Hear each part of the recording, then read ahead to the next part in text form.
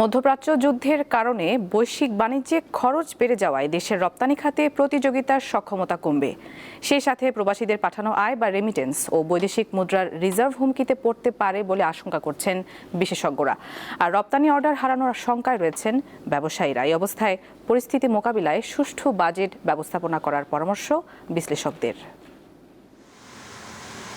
কেন্দ্রীয় ব্যাংকের প্রতিবেদন অনুযায়ী চলতি অর্থ বছরের দ্বিতীয় প্রান্তিকে 867 কোটি মার্কিন ডলারের প্রবাসী আয় এসেছে। এর মধ্যে শুধু উপসাগরীয় 6 দেশ থেকে এসেছে 480 কোটি মার্কিন ডলার। সৌদি আরব থেকে 131 কোটি এবং সংযুক্ত আরব আমিরাত থেকে এসেছে 118 কোটি ডলার। এছাড়া ওমান থেকে 51 কোটি, কুয়েত থেকে 44 কোটি, কাতার থেকে 42 কোটি ও বাহরাইন থেকে 23 কোটি ডলারের প্রবাসী আয় আসে।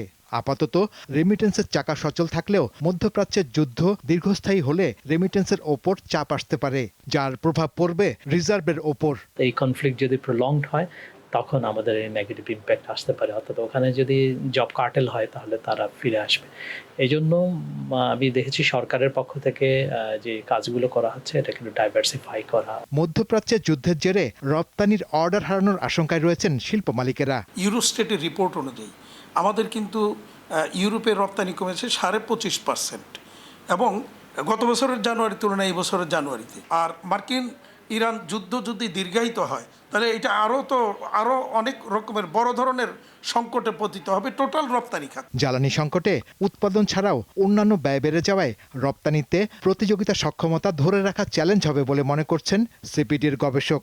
যেই জ্বালানি সংকট এবং দ্রব্যমূল্যের চাপটা, এইটাও নতুন করে আমার যে প্রতিযোগিতা সক্ষমতা আছে এটাকে চ্যালেঞ্জের মুখে ফেলবে।